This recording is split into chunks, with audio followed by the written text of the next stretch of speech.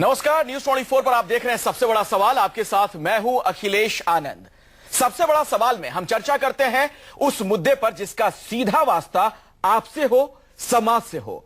ऐसे में आज हम बात करेंगे कानपुर में हुई अरबपति बहू की हत्या की, क्योंकि जिस तरह से इस हत्याकांड में लड़की का पति ही कटघरे में खड़ा है और आरोपों के मुताबिक उसने अपनी गर्लफ्रेंड की वजह से अपनी पत्नी की जान ले ली। सवाल समाज में रिश्तों के बदलते ताने बाने को लेकर उठने लगे हैं।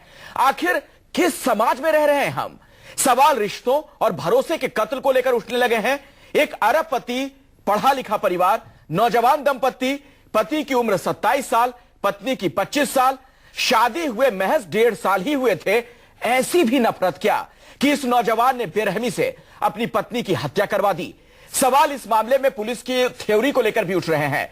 क्या पुलिस इस मर्डर की थ्योरी में ट्विस्ट ला रही है? आखिर हत्या के किरदार अलग अलग बयान क्यों दे रहे हैं? सबसे बड़ा सवाल में लड़की पर उसके पति ने चाकू से 14 वार किए या ड्राइवर ने, इस पर भी हम चर्चा करेंगे। पुलिस की कहानी का सच क्या है, यह जानने का प्रयास करेंगे। बात तमाम सवालों पर, लेकिन सबसे पहले यह रिपोर्ट देखिए। इश्क में दरिंदगी की हद तक जाने का मुख्य किरदार है पीयूष। अरबपति कारोबारी का बेटा पीयूष सिर्फ इश्क में कैसे शादीशुदा जिंदगी को तहस नहस कर सकता है, इसकी कहानी कानपुर पुलिस की जुबानी सुनिए। इनका कहना है कि अवधेश ने चाकू से मारा है और ये जो पीछे बैठे थे उसी समय उसकी हत्या हो गई थी। उसके बाद ये दोनों वहाँ से चले गए हैं। रेनू और सोनू वो पीछे, मतलब सीट के पीछे बैठ गए थे और हमको पीयूष ने गाड़ी दे दी थी, तो हम गाड़ी चलाने लगे थे। उन लोगों ने मुंह पकड़ के पीछे घसीट लिया था, फिर उसने चाकू से चलती हुई गाड़ी में पीयूष कहाँ था? पीयूष उतर गया था। पुलिस की थ्योरी के मुताबिक कानपुर के सबसे सनसनीखेज मर्डर केस को सुलझाने में होटल में लगे सीसीटीवी फुटेज ने काफी मदद की। इस फुटेज में साफ दिख रहा है कि शनिवार को पत्नी ज्योति के साथ डिनर के वक्त पीयूष बेचैन था और यही वो लम्हा था जब उसके दिमाग में ज्योति को रास्ते से हटाकर अपनी गर्लफ्रेंड के साथ दुनिया बसाने का जुनून हदों को पार कर चुका था। शाम 6 से लेकर के और 9:55 तक अवधेश से करीब 6 से 8 बार बात किया है। कौन सी अर्जेंसी थी, कौन सी ऐसी तुमको जल्दी थी कि तुम एकाएक डाइन आउट करने आए हो और वाइफ को अकेले छोड़ करके तुम होटल से 3 मंजिला नीचे आ रहे हो और दूर तक चले जा रहे हो और रोड के उस तरफ जा रहे हो। एक तो वाइफ को छोड़ करके जा रहा है, दूसरा रोड के उस पार जा रहा है। तो ऐसी कौन सी ऐसी बात हुई है कि तुम रोड के उस पार जा रहे हो? करीब 72 घंटे की तफ्तीश के बाद कानपुर के ज्योति मर्डर केस में पुलिस इस नतीजे पर पहुंची है कि वारदात की असल वजह पीयूष का अपनी गर्लफ्रेंड से रिश्ता था। पीयूष गर्लफ्रेंड से शादी करना चाहता था, लेकिन कुंडली न मिलने से उसकी जिंदगी में ज्योति आ गई, जिसे शनिवार को उसने अपने पुराने ड्राइवर के साथ मिलकर रास्ते से हटा दिया। इसने बताया कि वो उस महिला मित्र से इसकी शादी की बात चल रही थी और ऑलमोस्ट शादी पक्की थी, लेकिन वो जो कुंडली नहीं मिलने के कारण ये शादी इसकी नहीं हो पाई, जिसके चलते लेकिन उसके संबंध बने रहे और इसके मानसिक संबंध भी थे और शारीरिक संबंध भी थे। बेशक पीयूष के परिवार के सियासी रसूख के बावजूद पुलिस ने ज्योति मर्डर केस सुलझाने का दावा किया है, लेकिन पुलिस की कहानी में कई पेच हैं। सवाल है कि ज्योति पर चाकुओं से 14 वार किसने किए? पुलिस कहती है कि ये काम ड्राइवर का था, लेकिन जिस अंदाज में ज्योति को चाकू मारा गया उसमें पीयूष और ज्योति के रिश्तों में नफरत का एंगल भी है। ऐसे में सवाल है कि क्या पुलिस पीयूष को बचाने की कोशिश कर रही है? मानस श्रीवास्तव के साथ ज्ञानेंद्र शुक्ला, कानपुर, न्यूज 24। दरअसल इस मर्डर की कहानी में कई ट्विस्ट हैं और आज जिस तरीके से पुलिस एक नई कहानी लेकर सामने आई, इसके अलावा तमाम लोगों को मीडिया से मुखातिब करवाया गया, इस कत्ल के किरदारों को, उससे लेकर भी कई सवाल खड़े हो रहे हैं। तमाम पहलुओं पर मैं बातचीत करूंगा। कई मेहमान हमारे साथ मौजूद हैं। रेखा अग्रवाल जी, आप एडवोकेट हैं।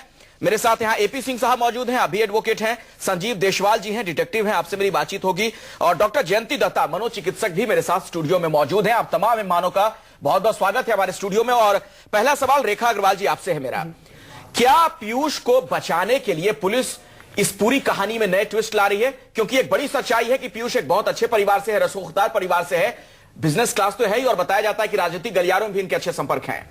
देखिए, अंग्रेजी में एक बहुत पुरानी कहावत है, truth is stranger then fiction.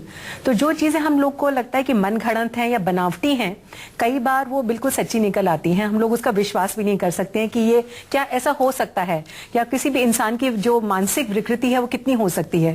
तो ये केस भी जो है कोई अनोखा केस नहीं है कि जिसके अंदर हम कहें कि पुलिस क्या कोई ट्विस्ट दे रही है इस केस के अंदर। जहां पर भी पावर होती है, जहां पर भी मनी होता है, पावर किसी भी तरह की हो सकती है, आपके कोई पॉलिटिकल कनेक्शंस हो सकते हैं, आपका समाज में बहुत बड़ा रसूख हो सकता है, बहुत बड़े इंडस्ट्रियलिस्ट हो सकते हैं, जैसा कि इस केस के अंदर प्रतीत हो रहा है। ये भी बताया जा रहा है कुछ मीडिया चैनल्स के अंदर कि पीयूष के परिवार के बहुत बड़े रसूख भी थे। तो इन सब चीजों के अंदर देखते हुए अगर कहीं पर पुलिस उस मामले को अपनी मतलब जो आरोपी की सहूलियत के हिसाब से उस केस को मोड़ देती है, तो उसमें कोई भी, मैं एक वकील होने के नाते मैं इसके अंदर बिल्कुल भी विस्मय नहीं करूंगी। और ये सारी की सारी बात एक प्रिलिमिनरी तफ्तीश की बात है। एफआईआर हो गई है, तफ्तीश हो रही है, मुद्दा यह आएगा कि चार्जशीट के अंदर क्या पेश होता है। अभी चाहे कितने भी इसके नए नए ले सकते हैं। संजीव देशवाल जी, आपसे समझना चाहूंगा, कई पेश है इस पूरे मामले में। दो कहानी तो आज हम लोगों ने खुद देख ली, जिस तरह से पुलिस ने आज प्रेस कॉन्फ्रेंस का आयोजन किया, पीयूष को भी मीडिया से मुखातिब करवाया गया, ड्राइवर अवधेश को भी करवाया गया। पुलिस ये कह रही है कि पीयूष भी था उस वक्त मर्डर के वक्त और साथ में ड्राइवर था, जबकि ड्राइवर जब मीडिया के सामने आया वो कह रहा है कि इसमें दो और किरदार थे। ये कहानी को क्या उलझाने का प्रयास किया जा रहा है? आपको क्या लगता है इसमें पूरी चीज आप किस तरह से देख रहे हैं? देखिए, ऐसा इन्वेस्टिगेटर अगर मैं देखता हूं तो पुलिस की प्रिलिमिनरी जो इन्वेस्टिगेशन है बहुत अच्छी रही, इसमें कोई दो राय नहीं, क्रिमिनल बहुत जल्दी पकड़े भी गए। लेकिन अब मुझे लगता है कि पुलिस के लिए बहुत बड़ा चैलेंज है इस केस को एविडेंशियली प्रूव करना कोर्ट के अंदर, क्योंकि अभी तक जितना भी केस हमारे सामने प्रोसीड कर रहा है वो सिर्फ स्टेटमेंट के ऊपर, और स्टेटमेंट भी किसकी? पीयूष की। अब पीयूष के बाद जो गिरफ्तारी हुई है कहते हैं ड्राइवर की, उसकी स्टेटमेंट के ऊपर और एसएमएस की डिटेल्स के ऊपर। हमें ऐसा लगता है इन्वेस्टिगेशन के अकॉर्डिंग ये केस अगर इन्हीं चीजों के दायरे में चला तो बहुत मुश्किल होगा इस बात को प्रूव करना कि क्या इन्होंने ही कत्ल किया था या इन्होंने कत्ल करवाया था। हमें लगता है कि इस केस में अब जो चैलेंज है पुलिस के सामने एविडेंसेस इकट्ठा करना। हम समझते हैं कि इसमें एविडेंसेस बहुत काफी हैं अभी एविडेंसेस, जैसे कि अगर पीयूष की लोकेशन और पीयूष की जो गर्लफ्रेंड है उसकी लोकेशन, दोनों की लोकेशन को अगर एनालाइज किया जाए पिछले 3 महीने की, तो उसमें देखने को जरूर मिलेगा, क्योंकि ये थ्योरी जब तक आप प्रूफ नहीं करेंगे कोर्ट के अंदर, मोटिव क्लियर नहीं करेंगे कि पीयूष का किसी लड़की के साथ कोई अवैध संबंध था, उस स्टोरी को जब तक आप प्रूव करके मोटिव क्लियर नहीं करेंगे तब तक ये फाइनली नहीं प्रूफ हो पाएगा कि कत्ल इसी ने करवाया। तो वो जो लोकेशन है, उस लोकेशन की स्टडी करने के बाद हमें लगता है कि इनकी काफी मीटिंग्स होती होंगी होटल्स के अंदर। उन होटल्स की सीसीटीवी फुटेज में ये साफ दिखेगा उनकी मीटिंग्स हो रही है, जिससे प्रूफ होगा कि मोटिव क्लियर होगा। ये सर्कमस्टेंशियल एविडेंस से प्रूव हो सकेगा। डॉक्टर जयंती दत्ता, एक सवाल और भी है। पुलिस ने आज खुलासा किया, पुलिस ने यह कहा कि पीयूष जो कि उसका पति है, पति बहू का पति है, जो कि उस खानदान का है जिस पे आरोप तमाम लग रहे हैं कि पत्नी की इसने हत्या करवाई है, इसके अफेयर्स पहले से किसी लड़की के साथ थे, कुंडली इनकी नहीं मिल पाई थी, इस वजह से इनकी शादी नहीं हो पाई। फिर भी क्या कोई शख्स इतना नफरत करने लगेगा अपनी पत्नी से, जिसके साथ वो 7 फेरे ले, 7 जन्मों तक साथ निभाने का वादा करे, कि 14 वार करके उसके सामने हत्या कर दी जाए और खामोश रहे वो? देखिए, ये नफरत और प्यार के बीच की जो बातचीत है, वहां पे सिर्फ नफरत आड़े नहीं आती। जब इसका रिश्ता एक लड़की के साथ था तो उसने इसको, ज्योति को देखा एज एन अड़चन, एज एन ऑब्स्टेकल। नफरत की बात इतनी नहीं होती है, उसने यही सोचा कि इस ऑब्स्टेकल को मुझे हटाना है। उसके लिए देखिए उसकी तैयारियों में आपने अभी एविडेंस की बात करी, 4 चाकू जो हमने मीडिया में सुना वो खरीदे गए। जहां से इन्होंने खरीदा उसका एक ब्रांडेड, वो कह रहे हैं कि बिग बाजार से या कहीं से खरीदा है। तो मर्डर वेपन जो है that would also prove to be a very big evidence. और जब आप किसी को अड़चन के तरह देखते हैं, आपके प्यार मोहब्बत के बीच में वो दरमियाना जो होता है, इमोशनली आप ट्यूनिंग करते रहते हैं अपने आप से कि मैंने इसको हटाना है, वो कैसे भी हटाऊं, हटा दूंगा। और अगर आप रसूखदार परिवार से हैं तो आप चूक जाते हैं बारीकियां देखने के लिए। आपको ये यकीनन आप रिपीट करते जाते हैं तो यू बिकम कंडीशनड कि मैं इस चीज को पाके रहूंगा और मेरे को कौन पकड़ लेगा, क्या करेगा। तो जहां पे आप चूकते हैं, जो छोटी छोटी बातें हैं, वहां पे आप चूक जाते हैं। एक और चीज है एपी सिंह जी, बताया ये जा रहा है, पुलिस ने ये बताया कि हर रोज पिछले कुछ दिनों से देखने को मिल रहा था कि पीयूष रात में 1 से 4 बजे के बीच कहीं निकल जाया करता था, देर रात लौटता था, मोबाइल पर लगातार किसी से बात करता था, एसएमएस करता रहता था। तो कुछ तो उसकी ऐसी हरकत थी जिस पर परिवार वाले अगर निगाह रखते तो हो सकता था आज ये दिन देखना ही नहीं पड़ता। देखिए, आज जो घटनाएं हमारे समाज में बढ़ रही हैं, ये युवा पीढ़ी है, बिल्कुल युगल है, दंपत्ति थे। इसका सबसे बड़ा कारण हमारी संस्कृति का जो ह्रास हो रहा है, बहुत तेजी से ह्रास हो रहा है, ये सबसे बड़ा कारण है।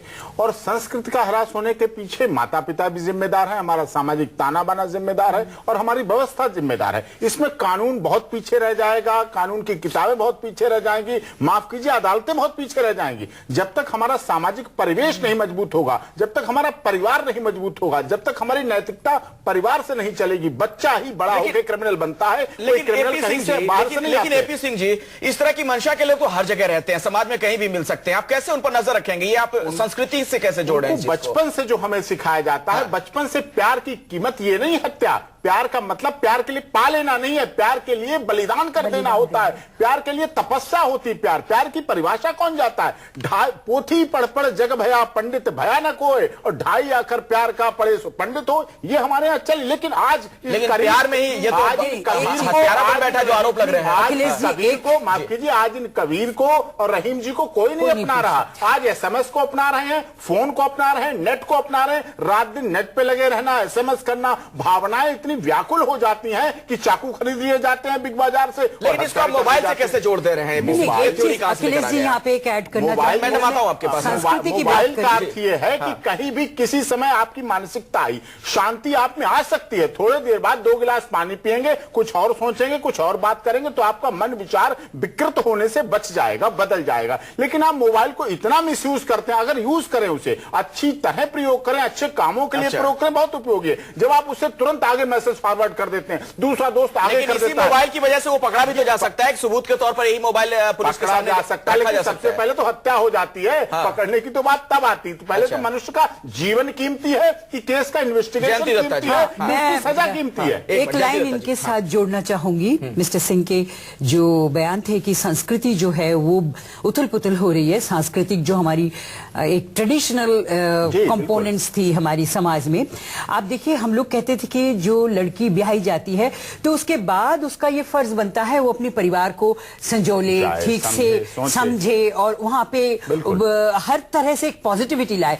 अब हुआ क्या है, हम लोग सुनते आए हैं बचपन से कि ब्याही गई लड़की तो वहां पे माँ बाप पानी तक पीना मुनासिब नहीं समझते थे। अब मैरिटल काउंसलिंग के तहत मैं देखती हूँ कि वो जो एक प्रोविजन है कानूनी तौर पे कि लड़की ये दावा कर सकती है, उसका नाजायज फायदा उठाते हुए लड़की वाले जो हैं पेरेंट्स सिर्फ वहां पे पानी तो क्या रहने लगते हैं और लड़की की कमाई जो है उसका भी हिस्सा ले लेते हैं, प्लस जो इन-लॉज की प्रॉपर्टी है उसको भी दबोचने की कोशिश करते हैं। तो ये जो नेगेटिविटी है वो एक मैरिटल जो लाइफ है, कंजुगल लाइफ है, उसमें दरार डैमेज कर दिया। अब इसमें पुलिस की बड़ी भूमिका हो जाती है, लेकिन पुलिस अगर इस तरह से कंफ्यूज करेगी तो क्या आपको लगता है अंजाम तक ये केस पहुंच पाएगा? रेखा, देखिए, पुलिस का तो ऑफ कोर्स इस केस के अंदर बहुत बड़ा रोल है, सारे की सारी इन्वेस्टिगेशन और सारा जो केस जो है इसको आखिरी अंजाम तक ले जाना पुलिस के ऊपर और बाद में कोर्ट्स के ऊपर डिपेंडेंट है। पर ये केस उसी पे डिपेंड होगा, आखिर में इस केस का अंजाम क्या होगा, चार्जशीट के ऊपर होगा। अभी तो ठीक है, मीडिया ने इस मामले को बहुत उठाया है। एक चीज आपने बहुत ही महत्वपूर्ण बात की रेखा जी, इसी से जुड़ा सवाल है, मीडिया के सामने परेड कराने का क्या मतलब है? तमाम जो इस कत्ल के किरदार हैं उनको बारी बारी से पुलिस मीडिया के सामने ला रही है और उनके बयान कर रही है। बिल्कुल इलीगल है। किसी भी तरीके से क्रिमिनल प्रोसीजर कोड इस तरीके से जो आरोपी होते हैं केस के अंदर, जिनको अभी देखिए वो दोषी नहीं है, दे आर नॉट गिल्टी। कानूनी भाषा के अंदर they are innocent until proved guilty, मतलब जब तक ये साबित नहीं हो जाता कि उन्होंने वाकई में कोई गलत काम किया है तो वो कानून की नजर के अंदर इनोसेंट हैं। तो इस तरीके से अगर पुलिस उनको प्रोड्यूस करती है तो जो टेस्ट आइडेंटिफिकेशन परेड का जो मतलब होता है वो बिल्कुल खत्म हो जाता है। तो जिस समय अगर आप सारे आरोपियों की इस तरीके से परेड कर देते हैं, ऐसा तो नहीं है रेखा जी, एक मिनट, पुलिस की ऐसी मंशा तो इसके पीछे आपको नजर नहीं आ रही है कि पीयूष को बचाने के लिए, ताकि उसको कमजोर धाराओं में सजा मिले और ड्राइवर को पूरी तरह से गुनहगार साबित कर दिया जाए, पैसा इसके पीछे काम कर रहा हो, रसूख काम कर रहा हो? बेशक ये हो सकता है, परंतु जरूरी नहीं कि यही वजह हो। या पुलिस की जो इस तरीके से इन्वेस्टिगेशन करने की जो प्रणाली है उसके अंदर तो मुझे बहुत ही अचंभा हो रहा है कि किस तरीके से उत्तर प्रदेश जैसे इतने बड़े राज्य के अंदर पुलिस इस तरीके का काम कर रही है कि सारे आरोपियों को प्रोड्यूस कर रही है। तो आखिर के अंदर कुछ भी नहीं बचा, जब पर्दा ही आपने बिल्कुल नहीं रखा तो उसके पीछे एक मकसद जरूर नजर आता है। कमजोर करने का प्रयास किया जा रहा लगता है आपको? देखिए, जहां पावर आती, मनी मैन मैटर्स जहां आ जाता है, 3M आ जाए, वहां ये बात तो आती है। और ये समय समय पर राजाओं के समय से चली आई, आज भी चल रही है। सत्ता का मतलब ही होता है कानून में परिवर्तन कर लो, अपने हिसाब से स्थितियों को मोड़ लो, परिवर्तित कर लो। इसीलिए लोग जो सत्ताधारी के इर्द गिर्द घूमते हैं वो इसीलिए घूमते हैं कि सत्ता का दुरुपयोग कर सकें और खुलेआम, माफ कीजिए, आज नीचे से लेकर केंद्र तक हर जगह सत्ता का दुरुपयोग और उस पर लगना चाहिए। मर्डर वेपन्स प्लस जो डायलॉग्स इस ज्योति ने करे हैं अपने रिश्तेदारों के साथ कि उसे अंदेशा है, प्लस इनके जो फादर के बयान हमने देखे कि उनको भी अंदेशा था कि इस तरह की कुछ चीजें हो सकती है ज्योति के साथ, तो वो तमाम चीजें जो है मेरे ख्याल से would serve as an evidence. Sanjeev Deshwal ji, आपने कई ऐसे केसेस बहुत करीब से देखे होंगे। मैं आपसे यह समझना चाह रहा हूं कि एक कातिल का मकसद हत्या करना सिर्फ होगा, अगर मान लीजिए ड्राइवर पैसे लेकर हत्या कर रहा है, सुपारी किलर के तौर पर अगर उसे हम समझ लें, तो वो सिर्फ हत्या करना चाहेगा। 14 वार करना क्या बताता है? कोई कातिल क्या 14 वार करके किसी को मारना चाहेगा?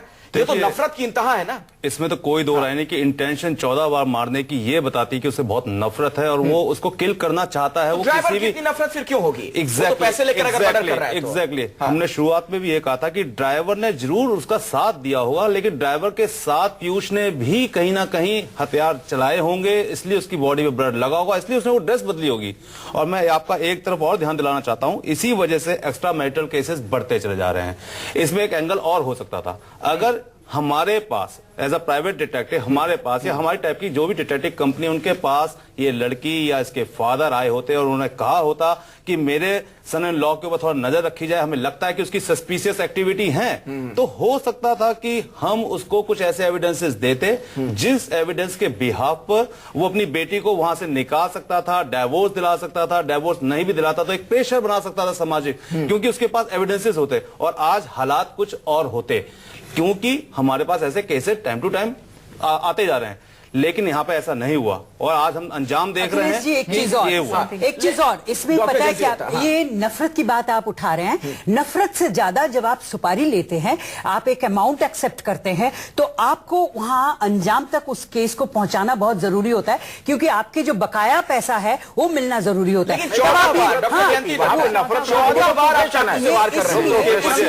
इसकी ये वजह है कि एक छोटी सी जगह में गाड़ी के अंदर आपको ये इंश्योर कर रहा था कि वो कतई बचे नहीं, तो इसीलिए वो जिस तरह से उन्होंने दबोचा है और जिस तरह से उन्होंने छुरी का इस्तेमाल किया है, 4-4 चाकू आपको जरूरत नहीं होती।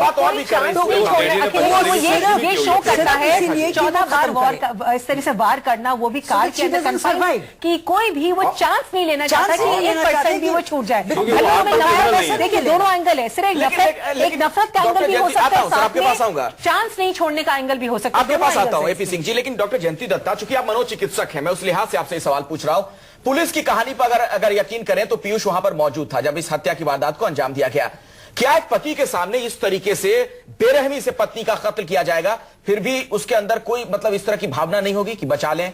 नहीं होगी, क्योंकि अखिलेश जी यहाँ पे वो पति था ही नहीं, वो उस डोर से बांधा गया था। चिल्ला रही होगी, गुहार लगा रही होगी रहम के लिए। आप सोचिए उस लड़की को खत्म करने के लिए ये पहला मर्तबा नहीं है, वो साइकोलॉजिकली अपने को प्रिपेयर करता रहा इतने अरसे से। ये अचानक सिचुएशनल इंपल्सिव आउटब्रेक नहीं थी, क्योंकि ये प्लान्ड था, उसने सुपारी दी थी, उसने यहां तक कि टाइम फ्रेम में कितने बजे वहां से वो गाड़ी चलेगी, कितने लोग आएंगे, कितने चाकू खरीदी जाएगी, आप सोचिए कितने दिन से वो प्लानिंग करता रहा।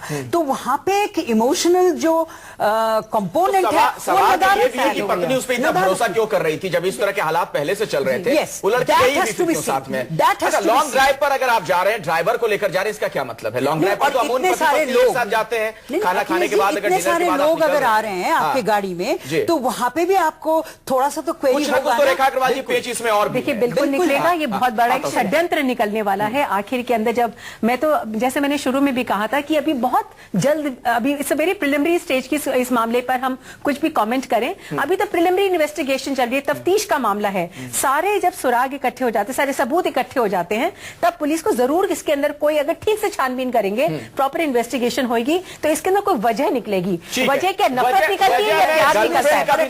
या तो नफरत, देखिए, या तो नफरत निकलेगी या प्यार निकलेगा। तो प्यार जो था वो एक नफरत नफरत के अंदर पत्नी के बदल प्रति गया और प्यार गर्लफ्रेंड किसके के प्रति। प्रति। तो वो क्या ये क्या है एपीसी? क्या एक बहुत बहुत ही महत्वपूर्ण बात रेखा अग्रवाल कह रही है, गर्लफ्रेंड के प्रति प्यार और जो आपकी पत्नी है उसके प्रति नफरत। देखिए हमारे समाज में गर्लफ्रेंड का क्या महत्व है। शादी हुई, शादी से पहले सब कंवारे, शादी के बाद उसे पत्नी दे दी जाती है, उनको पति दे दिया जाता है। गर्लफ्रेंड की संरचना हमारे समाज में आई कहां से, हमें यह सोचना पड़ेगा। क्यों गर्लफ्रेंड और बॉयफ्रेंड पैदा हो गए, पति पत्नी पैदा हुए, लड़के लड़की पैदा हुए, भाई बहन पैदा हुए, दोस्त भी तो होते हैं, मेल हो दोस्त हो सकते हैं, दोस्त न हो, बॉयफ्रेंड हो, गर्लफ्रेंड गर्लफ्रेंड हो, लड़कियां लड़कियों से दोस्ती करें, अपोजिट सेक्स में क्या ये तो किसी और भी दिशा में बहस करने जा रहे हैं। विचार आप इसे रूढ़िवादी विचार कह सकते हैं, लेकिन हमारी संस्कृति इसको बिल्कुल गलत मानती है। देखिए आप कह रहे हैं कि लड़के लड़की दोस्ती नहीं हो सकते। अगर इस हत्याकांड को देखने इस आधार पे अपना कर रहे हैं चीज, देखिए बड़ी अजीब सी बात है। देखिए अगर इस गर्लफ्रेंड के परिवार, लड़की के परिवार वालों ने उस पर नियंत्रण रखा होता तो क्या हत्या होती? एक लड़की की इस तरह से हत्या होती, ये इस लड़की की जिंदगी बर्बाद होती, इसके परिवार वालों की सिर्फ गर्लफ्रेंड है हत्या के पीछे आपको लगता है? इसके पीछे हमारी सांस्कृतिक ताना बाना खराब है। जो गर्लफ्रेंड बॉयफ्रेंड का चक्कर है ये गलत है, ये खत्म होना चाहिए। क्या आप इसे इत्तेफाक रखती हैं एपी सिंह जो कह रहे हैं? कुछ हद तक हाँ। और दूसरी बात मैं ये भी कहना चाहूंगी, जब पीयूष इतना इमोशनली इन्वॉल्व था उस लड़की के साथ, शादीशुदा होने के बावजूद, कि वो सुसाइड तक भी कॉन्टेम्पलेट कर रहा था, अगर ये लड़की ना मिलती तो कहीं ना कहीं लड़की की दबाव भी है। शायद यहां से एक नया एंगल हमें और मिले, क्योंकि जहां पे फादर ऑफ द गर्ल, ज्योति के जो फादर हैं, उनको भी ये अंदेशा था कि everything is not all right. Jyoti किसी से बोलती थी कि everything is not all right, उसके बावजूद, रसूखदार होने के बावजूद अगर आपने कोई स्टेप नहीं लिया तो maybe some other component I would suspect would come out in. और देखिए डॉक्टर जयंती दत्ता, इस बात को भी इनकार नहीं किया जा सकता है, तमाम जो कत्ल के किरदार हैं उन पर गौर करें तो जो इस महिला की हत्या हुई उसके लिए कहीं ना कहीं एक महिला ही जिम्मेदार नजर आई। बिल्कुल सही बात, बिकॉज दैट गर्ल, नहीं I agree with you, because the girl जिसके साथ पीयूष का अफेयर था वो दबाव डाल रही थी कि मेरे साथ शादी करो और इसको खत्म करो, इसको हटाओ।